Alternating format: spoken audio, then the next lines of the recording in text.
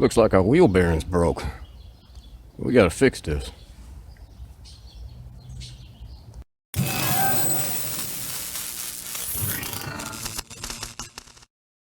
I got a 2012 Volkswagen Passat SE with a 3.6, and our wheel bearing is shot. So we're gonna be changing this thing out. First thing I did was loosen up my tie rod end here. This is an 18 millimeter, and I'm gonna have to loosen up my axle nut here, which I do believe is a 27 millimeter. We gotta remove our rotor set screw here, which is looks like a T30. And once I get to that point, I'll come on back.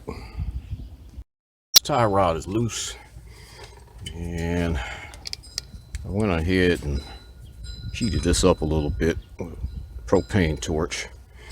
This is gonna come right out. Still a little warm. This is loose here. So now I'm going to get my caliper loose, and the bolts on the back of here will be covered up. I don't know how well this is going to come out. On the back of the caliper here, you'll see a little rubber, kind of a rubber boot. There's a cap on the end of it, and you pop the cap off, and inside of there are your two caliper bolts, and they are looks like a 7 millimeter Allen head. So I'm going to crack this caliper loose, get it out the way, and I'll be back. A shot of where the caliper bolts are located. And these little sleeves, these little boots almost. And we'll get that out far enough. And these little bolts will be covered sometimes with these little caps. I don't know how well that's coming out. You just pop those out. So let me get this caliper off. To reevaluate in this situation, what I decided to do was leave the caliper in place, because I don't want to have to deal with this spring on the outside. So what I'm going to do is leave that in place and just take the caliper bracket bolts loose, which are here and down here at the bottom here. Where's my hand there? Somewhere over here. And they are a 21 millimeter. So I'm going to crack those loose and get them out of there. Hang my caliper and bracket assembly out of the way up at the spring of the strut. And that'll make my life a little simpler. So I'll be back at that point. Okay, I've got my rotor off. Got my caliper bracket assembly hanging up out the way. And next goal is to get the bolts out of the bearing, which will be here. I got this one out already. I still got 3 more. Got 1 there and 2 more on the other side. And those are going to be a triple square 12. Those look like this. And that is what you need to get that out of there. The problem is there isn't enough room without moving the axle back some. So I've got it moved back as far as I can. What I'm going to have to do now is cut the ball joint bolts loose up underneath here. These 3/16 here. Drop my control arm down and pull this whole assembly outward so that I can have enough room to get to the bolts back here. And I'll probably bolt that back up for stability. But when I got to that point, I'll be back. Get these wheel bearing bolts loose that are from the rear. You can see the front of them is sticking out right here and here and down there. So what I like to do is take propane torch or MAP gas torch and heat up the end of the bolt, more so the end of the bearing. You want to heat that up just to get a little bit of expansion so that these bolts aren't so hard to come out and you don't strip out your tool. So I'm going to put a little more heat to this last one, crack it loose, and I'll be back. Give you a good back shot of this and what you're going to be dealing with. There are your 4 bolts. You got the 2 up top, you got the 2 down below. If you're going to attempt this, I suggest getting yourself a propane or MAP gas torch and seriously heat up the ends where the bolts come out, because it took a lot of twisting just to get those bolts out even after I heated them up. So as luck would have it, it looks like my bearing is starting to separate from the hub already without me having to exert any kind of violence on it to get it out of there. So I'm going to go ahead and finish unbolting these 4 bolts or 3 bolts that are left in here. With any luck, our bearing ought to fall out of there on its face, or maybe with a little bit of encouragement.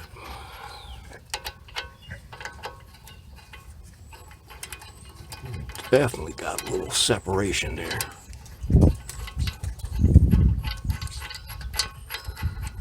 These bolts are still a little warm. And I'll show you what they look like. This is what they will look like.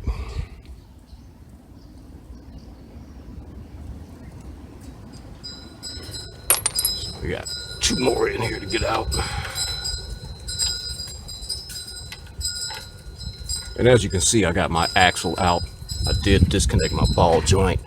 And make sure you put your nuts on your studs so you don't tear up your threads on your studs. We'll go back to put it together and your nuts won't go on there because your threads are all jacked up from being banged up on the control arm. Yeah, that was a little tight. There we go. He's coming.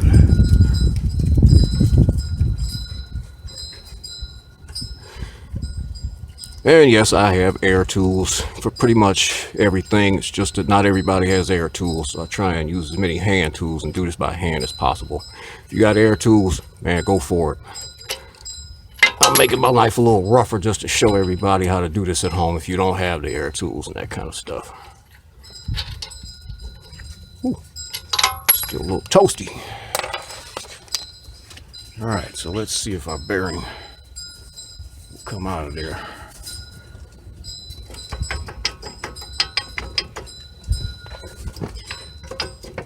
There we go. And she is toast. Really toast.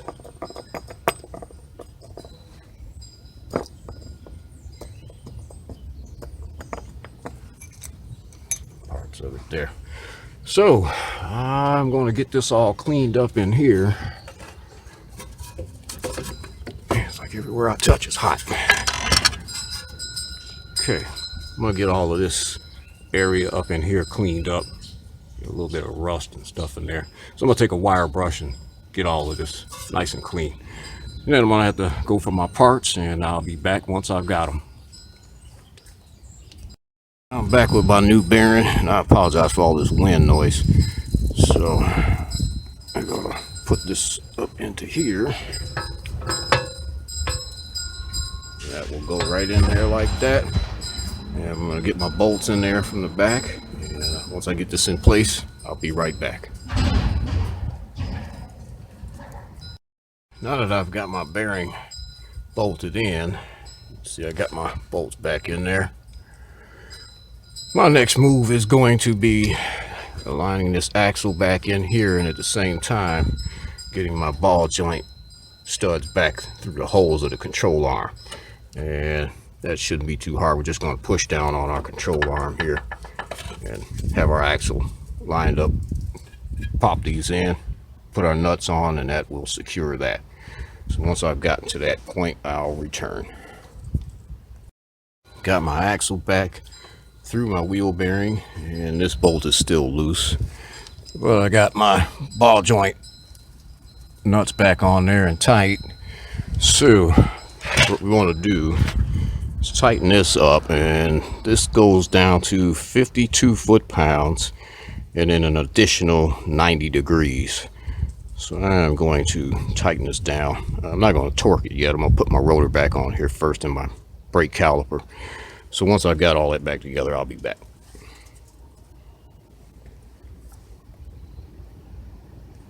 Caliper, all my brakes are back in place. So now I am going to spin this around here, put my tie rod back in.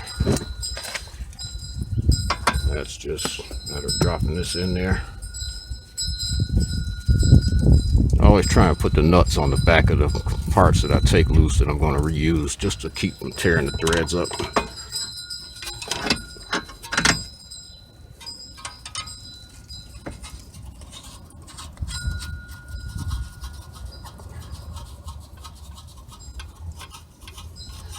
Alright, I'm going to tighten that up, and then I'll be back to torque our axle bolt here. I got this thing torqued down and it is ready to roll. Again, the torque value for this bolt is 54 foot-pounds with an additional 90, and that's with the bearing from AutoZone. Other bearings may have different torque specs, so make sure you check them. Alright, if this helped you out any, hit that like button, hit the subscribe button. I'll be back with more, believe that. Catch you on the next one.